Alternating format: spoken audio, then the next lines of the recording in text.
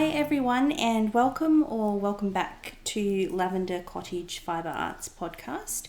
My name is Anna. I'm Pia. And we are twin sisters from Naarm or Melbourne in Australia, and this is our channel where we talk about all things fibre arts as well as a few other crafty bits and pieces.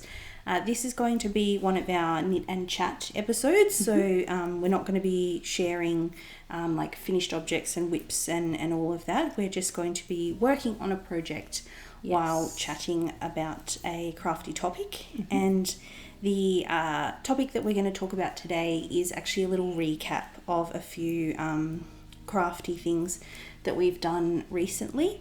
And they are the All About Fibre and Yarn Festival that was in Templestowe a couple of weeks ago.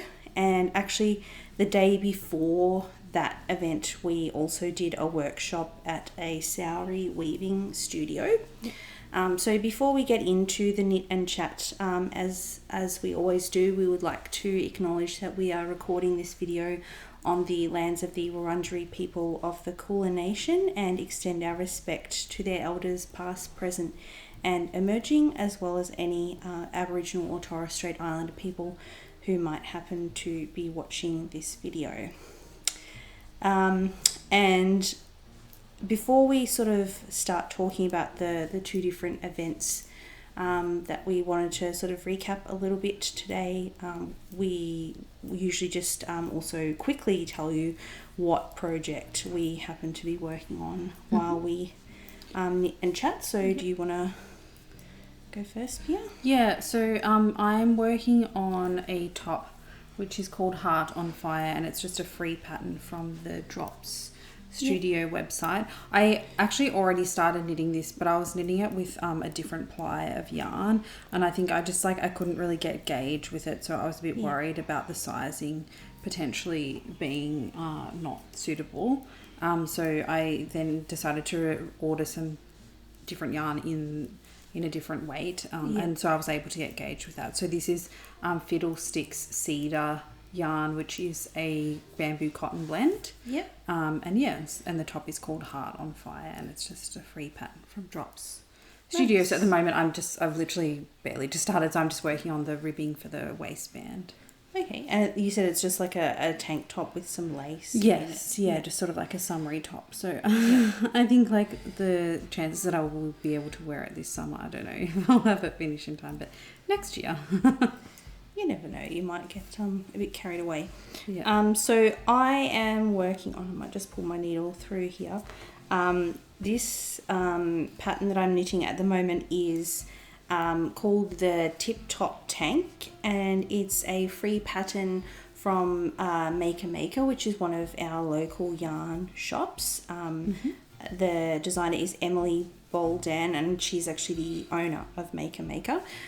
So I've finished the sort of body section, and now I'm just knitting each of the sort of front pieces that you kind of knit back and forth. So I've done one of them, and I've just started on the second one. And the yarn I'm using, I actually have one of the ball bands here, is from BC Garn, and it's their Alino yarn, which is a 50-50 cotton linen blend. So I don't know if you can really see all that much. I think you kind of can, but the linen and the cotton take up the dye slightly differently, so it actually does have a bit of give the fabric kind of just a very slightly mild effect. That's nice. And I decided to make this pattern because I actually went to Maker's Christmas party a couple of weeks ago, I think. And it was on a fairly hot day, actually, the party. And I was wearing a top that I had knitted in like wool. And even though it was a tank top, I was like, this is kind of the limit of, like, I think it was about 27 degrees like Celsius, which is not super, super hot for an Australian summer, but I was already like, yeah, this is like a bit intolerable. So I thought I should knit something in like a more summer appropriate fibre. Yeah. And they had a few samples of tops that had been knit in this Alino yarn, and one of them actually was the Tip Top tank that they had hanging up, and Emily was actually wearing another sample that she had knit, another Tip Top tank knit out of the Alino. So, and the pattern was actually designed with that yarn, which I thought, you know, that why not? And I quite like this colour. The sample that they had hanging up in the shop was actually this colour. It's just number 36. So I think that their colourways don't have names, they just have numbers. So this is the BC Yarn Alino in colourway number 36. Oh, so does that yarn come in a lot of colours then if it's 36? Look, at Maker, I think maybe they had about a dozen or so different colours, so I'm not too sure if they had the full range. And I guess some colours eventually get like discontinued and stuff like that. Oh, and I suppose sometimes like a yarn colour will be like 407 order, but that doesn't mean there's like 400 different colours. Yeah. So I'm not entirely sure, but yeah, I thought it would probably be a good idea to make some garments that are a bit more appropriate. And that's a sport weight yarn, isn't it? So I think it's listed as a DK, but they said, the ladies at Maker said they think that it behaves a little bit more like a sport weight. It's 250, so it comes in 50 gram balls that are 125 meters, so 250 meters per 50 grams. So I think it's probably on the lighter side of a DK. Lighter side of a DK weight. Because the yarn that I originally used for this was a fingering weight, so if I held that double, that would be DK, wouldn't it? Yes, yeah. So potentially that would be a pattern that I could use that. Yeah, you could see. I guess see if you can meet the gauge. Yeah. So yeah, but I guess that's enough about what we're knitting on. Let's get into. So do you want to? We can talk about the SAORI workshop first. Yeah. So I guess these workshops are run by a lady called Heather. Her studio used to be based in, it's Malmesbury? Malmesbury, which is near Kyneton. So it's like a regional, kind of, it's like northwest of Melbourne. Yeah, sort of towards like Ballarat and maybe like Daylesford and stuff. Like maybe an hour and a half. I mean, I guess it would depend whereabouts in Melbourne you live. But I guess it's a bit of a moot point now because she's actually relocated back to Melbourne and she's now based in Templestowe, which is kind of near Doncaster and the sort of the eastern suburbs. And yeah, she does sell SAORI looms and like the cones and stuff, but she also just runs, she has like a studio at the back of her house and she runs, like classes or workshops. And I think she probably has about 8 looms of like different widths. And she has, heaps of fibres and stuff that you can work with. And I guess for anyone who's not familiar with the SAORI style of weaving, so it is a floor loom. I am not like super clued up on weaving terminology. I believe it's not a rigid heddle loom. The reeds are like almost like seem like they're made of wire, but the sort of I guess the unique thing about the SAORI looms is that you can buy the warp pre-wound, so you don't have to make your own warp. You can make your own warp. Yeah, like but, I think the day we went, Heather had one of the looms had a warp that she had made. Yes. That was in, I guess there's like specific colours or... But I suppose because I guess making your own warp, I think that requires like obviously like a warping frame, but also like a lot of space. So yeah, they do have these like rolls and I think they're about 20 meters long. And the way, I can't fully explain it, but like, so they obviously thread the the warp threads through the reeds, and then it like has this mechanism where it clips onto the front, and then you know do your weaving, and then if you haven't finished the warp you just cut it off and then re-clip it. So you can keep using that same warp basically until it runs out. And then like the SAORI, I guess it's also like a philosophy of weaving is really sort of like a freestyle. Freestyle. There's sort of no rules. They don't really make sort of like detailed sort of like, I don't know, like that you would see like sort of tartan like patterns and things like that. It's more just about, I guess, like the fibre, not to sound a bit sort of, I don't know, sort of corny, but like just speaking to you and sort of you directing you what it wants, how it wants to be, kind of thing.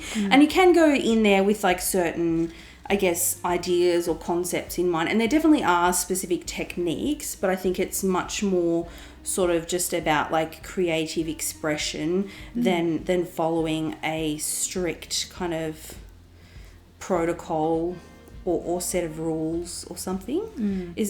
Would you agree with that? Or yeah, I think so. And like I think so the last couple of times that we've gone, I have gone with the idea to make like basically a picture out of weaving. But then you can also just do sort of like more kind of, I don't know if you would call it geometric or and I guess maybe I'll see if I can find some photos of ones that we've done in the past that I can show here. Yeah, like I think it's very, like the types of things you can make is quite diverse. Yes. I have only ever made things to be used as sort of like a decoration, like a decorative thing to like hang on a wall, either which I think that or like a table runner. That does obviously make it a bit more like you get a bit more freedom in terms of like creativity with your fibre choices.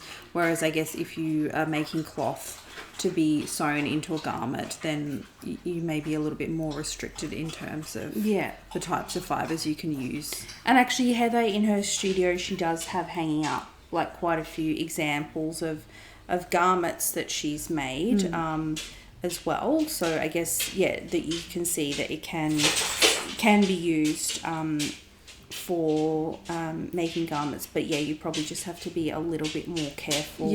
Anything that's going to be washed, I guess you have to be a bit more. Sorry if you can hear some tippy taps, that's just so you see one of the dogs is coming over to say hello, but she's a bit camera shy, so I think she's not going to join us she's on camera. She likes to be on the couch, but only when she's on the couch by herself. Whereas Juliet, the other dog, she likes to be on the couch if there are people on the couch. If you've seen any of our previous episodes from the past few months, you probably have seen Juliet's guest appearances. So, and unfortunately, I guess like when you're, I don't know, in a lot of these sort of like, I guess, workshop or any sort of those type of event things, you're like, oh yeah, we'll film heaps of stuff to show people what it's like. And then like you just get so into it that you kind of like forget. So I think we don't have very much footage of the actual weaving process, but I did take some of I know you did. Yeah, I'm going to put that, I'll share that while we're talking. And I did also just film a little bit around Heather's studio so you can see what it was like. And I think she runs, so she has, you can book to go there on either a Thursday, a Friday or a Saturday. I think they're the days that she's open. And I think on the weekdays you can do either a half day or a full day. And on the Saturday, I think they're just full days that she offers. I'm pretty sure.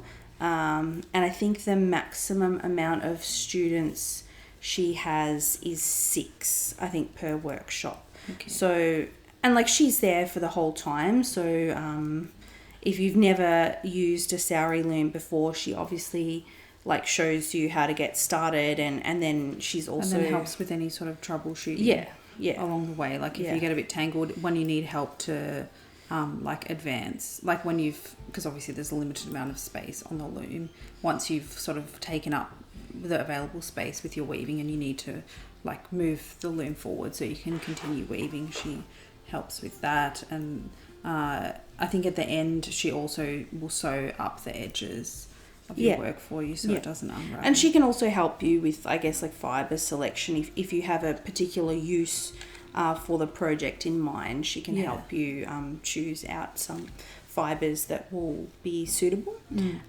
So I have what I made here. I haven't finished it yet, like I haven't cut off all the loose bits, but I can just show you, and like I guess in our next actual podcast episode we'll both sort of have them as FOs. So I'll just hold up mine. So that's what I made. I was there for the full day, but Pia was only there for the half day. But yeah, some of the yarns like all that she has are like really cool. Like she had this one, I don't know if you can see that it it's almost like kind of has a bit of a sheen to it. It was like this, basically like just tube. It was like the yarn was a tube of some kind of synthetic that it almost looked like sort of like, I describe it as like looking a bit like jellyfish tentacles. So I really like that. And like, yeah, obviously a lot of these coloured bits I've like blended different fibres together. And actually I also brought some of my own yarn as well. These bits here are all just a single ply, this one here, and some of these up here. They're just single ply, like super bulky yarns, and that I had like ends, like bits that I'd trimmed off from weaving in my ends that were like 5 or 10 centimeters long. Like you can't knit anything with it, but you can use it in weaving. So I think, it's a good way the to SAORI use weaving is a really cool way that you can use up really, really small amounts of leftover yarn in a way that looks really effective. And yeah, that otherwise those bits of yarn would just go to waste, basically. I've got some bits of, she has a lot of yarn, sort of, or ribbon, I guess, made from sari silk, from sort of damaged saris. This was just like a bobbin that somebody had left over, that I just pulled it off the bobbin and kind of stuffed it into the warp. You can make all of these really cool sort of, it can be very textural, or you can focus more on colour. Like there's just, I suppose you can focus on like the shapes, and you can sort of, I guess, have different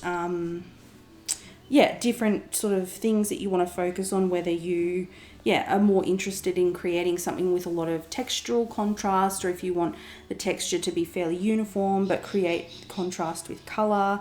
You can really do anything. And you can also, for this one, all of the warp threads were the same, but you can also add different coloured warp threads if you want, because obviously this way, all of the sort of the weaving that you do obviously is horizontally, so the interest is mostly in the weft. But if you want to have interest in the warp as well, you can add supplementary warp threads in different colours. I guess like you'll see when Pia shows her weaving that she did in our next episode, mine I have, intended for it to be looked at like this, but even though you're weaving it this way, you can display it this way as well. So that's actually what Pia has done with hers, is like it's, obviously been woven back and forth this way, but with the intention that it will be displayed this way. And I won't sort of give away you can say like any a further. We'll leave it as a surprise. So, and also I guess with this style of weaving as well, once it's cut off the loom, it's basically done. So Heather just did a zigzag stitch along the edge for me, so this is never going to come undone. I could tie these into tassels if I want, but all of these threads, like they're stuck in the warp. I can really just trim them off really close, or if I really wanted to, I could weave them in on the back, but basically once you trim off all of these ends, which I probably shouldn't say this because then that's like, oh, why haven't I done it yet kind of thing. It's finished. That was the SAORI weaving workshop that we did. And so where are you going to display that? I think I maybe want to have that one to be a table runner because I think this was the 50 centimetre width. Yeah. So I think the looms that she has, the smallest, I think the piccolo loom, I think the maximum width you can weave on that is a 40 centimetre. But I think they also do have 20 and 30 centimetre warps. Yeah. So that would be if you wanted to make like a scarf or something. Yeah. Or like maybe even like a tea towel or something like that. And then the widest, I believe, is 60 centimetres. Yes. That they come in. So, yeah. So that's probably about it. Yeah, I mean, should we just say, like, in case there are any people who are interested in going, in terms of pricing, how much it costs? Oh, I honestly have forgotten. Yeah, I mean, we'll put a link to Heather's website in the description. I think all of her prices are on there. But just for like a rough ballpark, I think for my workshop, because I did the half day, I think it was $90, but that's also including the fibre. I think the way she structures her pricing is a fee for the workshop and then also charging by fibre. By weight for the fibre. Basically weighs your final product. So I guess that would just be, like, I suppose how you bought your own fibre to just put in a few bits here and there is probably like neither here nor there. But I guess if you did want to bring like your own yarn for the majority of your project to be using a fibre that you had bought, like, I'm sure she would be happy to do it, but you'd probably just have to email her and ask her I think how she would do the pricing. You might have to figure that out with her beforehand to sort of weigh your fibre beforehand and after to figure out how much of it was your own fibre. I mean, she seems pretty like nice and accommodating, so I'm sure it would be something that she'd be happy to do, but you probably just have to check beforehand just to double check how she would work out the costs. But and honestly, I think there would probably be easily, I don't know, I'm really bad at estimating things, but maybe like at least 200 different types of fibres. Yeah, like I did film a fair bit of the stuff that she has on display, but then to be honest, I think she's also got like drawers and cupboards full of other baskets and buckets and stuff. So if there's something that you have in mind but you can't see it, you can always say, oh, you know, would you have anything like this? And and there's a good chance that she probably would. So I think you definitely wouldn't need to bring your own, but I guess just if you had a particular like yarn that you really wanted to use in a weaving project, that you could check. And I guess for people from Melbourne, in terms of, you know, if you did want to do a workshop there, in terms of getting there, so it's in I think it's technically Lower Templestowe. I would almost call it Kulin, where the studio is. It's just on, like, her house is just on a sort of fairly quiet residential street, so there's no like parking restrictions whatsoever. There's plenty of parking, but it's actually also because, and I did this because I had an event to go to in the city straight afterwards. It's only about a 5-minute walk from a bus that goes from like Melbourne Central, like Lonsdale Street in the city, out to Bulleen. Basically, I can't remember the bus route number. I can maybe put it in the description box. But it was, there's no train station nearby, but it is public transport. It is accessible from the city by bus quite easily, and the bus stop is literally a few hundred meters walk from her house. And the studio, she has like a bathroom there, and she also provides sort of tea and coffee throughout the day. If you're doing the full day workshop, you do have to provide your own lunch.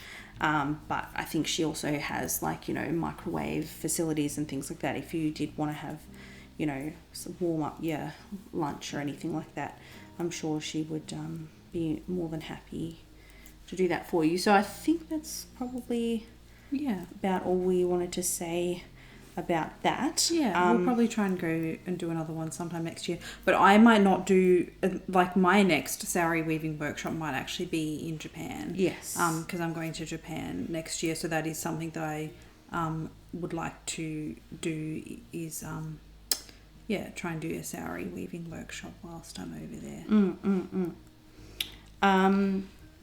So then actually the very next day, was the All About Fibre and Yarn Festival, and I believe they have had events in mostly in sort of like regional places in Victoria, but they've also had one event I think in Canberra. They had one event on the Mornington Peninsula, but so this last one for the year was the only one that they've had kind of in metropolitan Melbourne, so it's actually the only one that me and Pia went to.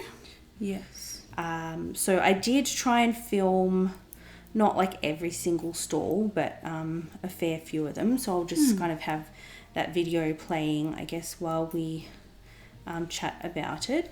Yeah. So it was a $2 entry to go into the market, but all of the entry fees were going to, for this particular one, the Box Hill Hospital. So I think they just choose like a local a local charity. And this was in I think it's called the Ajani Centre, which is just like a community centre kind of thing, also in that sort of lower Templestowe, Bulleen area. So again, the centre has a car park, so there's plenty of parking, and it was also, I think it would probably be on the same bus route. Yep. So you could get a bus there from the city if you wanted to. And I would say it was probably about maybe like 60, 30, 10 or something like that in terms of the split of like yarn, fibre, and then notions and accessories. Okay, so I thought when you said 60 that you were going to say there was like 60 vendors. I don't think there was that many. No, I think there was like 25 vendors or so. I will say one thing that I did find a little bit tricky with this particular, the All About Fibre and Yarn Festival, they didn't really seem to advertise the list of vendors for each event. Like they seemed to more rely on the vendors to promote that they were going to be there. But then I guess if you've never even heard of this vendor, like how would you know, kind of thing. Yeah. So that was one thing that maybe I think would have been nice if they could have, for each event, if they could have had just like a list, because I guess then if there was someone really in particular that you were after some of their stuff, that I presume most of the vendors would be advertising on their own social media. Yeah, but if it's a dye that like you haven't heard of, like you're not going to be following them if you've never heard of them, kind of thing. Yeah. But then why would you in particular want to see them if you didn't know they existed? I mean, because then if you saw the list, you could go and click through and see, that's true. You know, do I like this person's style, or, you know. Yeah. That's true. Sorry. No, it's all good. We didn't really know exactly who was going to be there. I had an idea, from seeing on their Instagram pages a few of the vendor. Actually, I think the only ones that I knew for certain were going to be there was Roz from Passion Flower and Tess from Fluff and Nonsense. I think they were the only two that I knew for certain were going to be there. I guess I will just share like the footage that I took of what was going on there. And we actually did bump into as well Kath, who's the Mindful Melbourne maker, Ali, who's Fibre Bound, and Gayann, who formerly of Perfect Pairings, but she's now changed the name of her podcast to Fibre Mates. So we just randomly bumped into them when they were there, and actually on the way in, a couple of my friends from my knitting group were on their way out as well. And so would you say we were there for probably about an hour or so? Yeah, I think so, probably.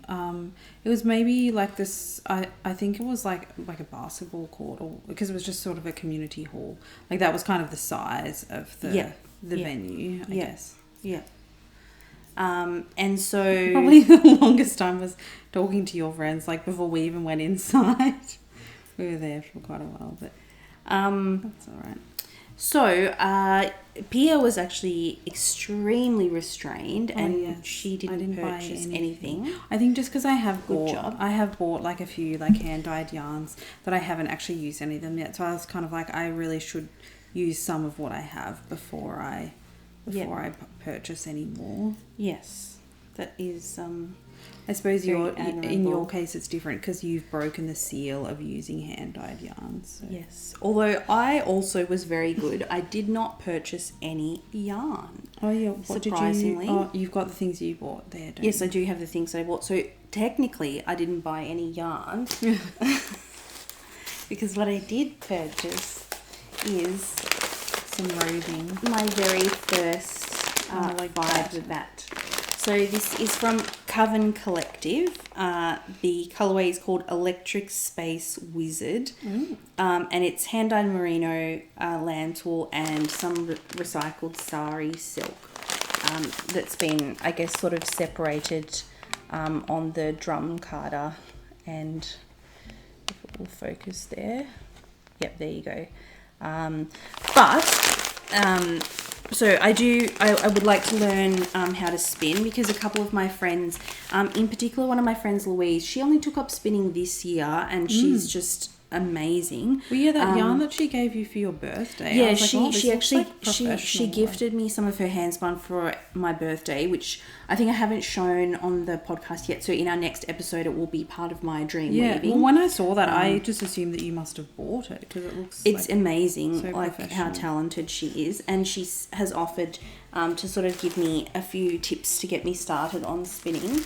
So I bought that, and then I also bought this from, I think this was from the Mooralbark wool shop, but it's from Ashford. So I just bought two of the same because they're pastel.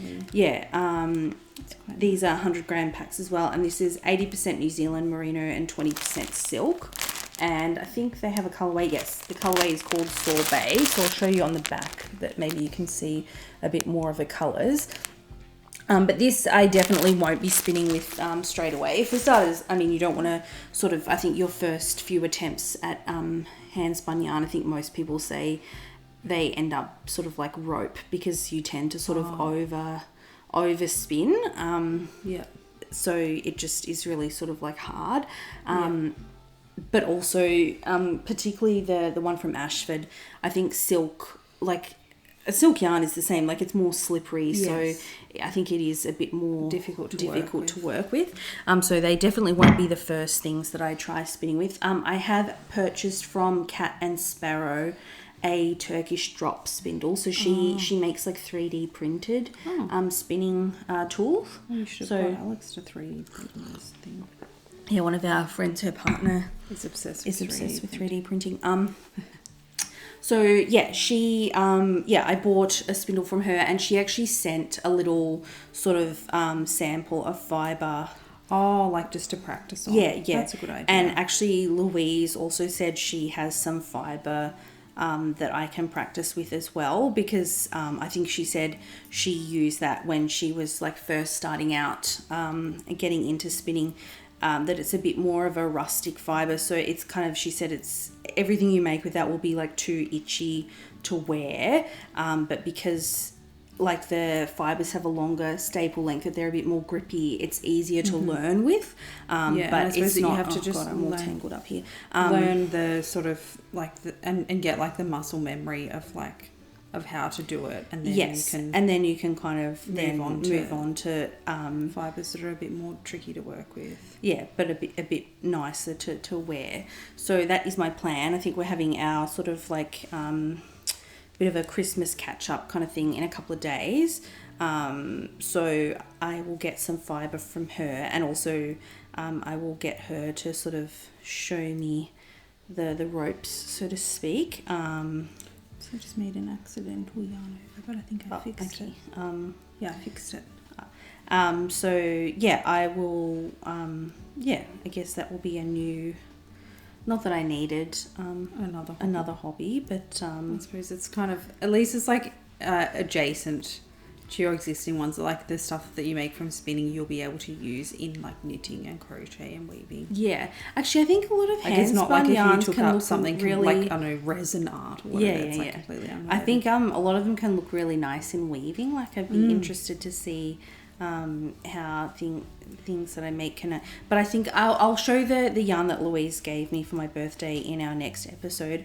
I think that one, it might be really nice for like a colour work project. Yeah. Because it kind of has that look of the spin cycle yarns that she has done. I think it's called a fractal spin, where you get that, they call it barber poling, where it looks almost like like a barber pole, like a candy cane kind of thing. Yeah. The colour changes, so I think that would be a really nice. And it's I think she's already there's already a photo of it on my Instagram if you sort of can't wait till our next episode to see it. But it's like a nice pink colour, so I think it might be really nice in like a pressed flowers shawl or something like that. That's kind of what I was maybe thinking about. Oh, is that a specific pattern, or yes, is that just a genre? No. It's a series of the pressed flowers patterns by Amy Christophers. Like she has like a cardigan, beanie, a shawl, like a bunch of different that use this same sort of motif. But it's designed to be used with like a background colour and then the contrast to use a colour changing yarn for the contrast. So I think that might be something quite nice. So yeah, that's I guess what I bought at the All About Fibre and Yarn Festival. So yeah, I think that's probably about it for today. So our next video will be just a standard podcast where we share whips and FOs and all of that jazz. Hopefully this will actually be an FO by our next podcast. Oh, this will definitely still be a whip. It's this one's actually working up very quickly. But yeah, so thank you for joining us today for this knit and chat. Yes. If you did like the video and you're not yet subscribed to our channel, it would make our day if you did subscribe to the channel. And if you like the video, you can always give it a thumbs up, and that just lets YouTube know to share the video with other people who kind of watch similar Fibre Arts related content. That would be very much appreciated. Yes. And if you have anything to say, you can always leave us a comment down below. If you have any sort of what I actually wouldn't mind is if you do spin yarn and you have a particular like YouTube channel or any other kind of like free kind of online resource that you think is good for kind of getting started. Is there much spinning related stuff on Ravelry, or not really? Not really, I don't think. Or is it, I suppose, mainly people who like knit with their hands? Yarn would have like finished. But yeah, if you know of a good like YouTube channel to watch just to kind of like get started, I would very much appreciate any of those recommendations. But yeah, I guess apart from that, I think that is pretty much it for today. And so until our next video, we will wish you happy stitching and also happy new year. Oh yes, happy new year. Probably it'll be sometime in the new year, probably by the time this goes up. So happy new year. Bye.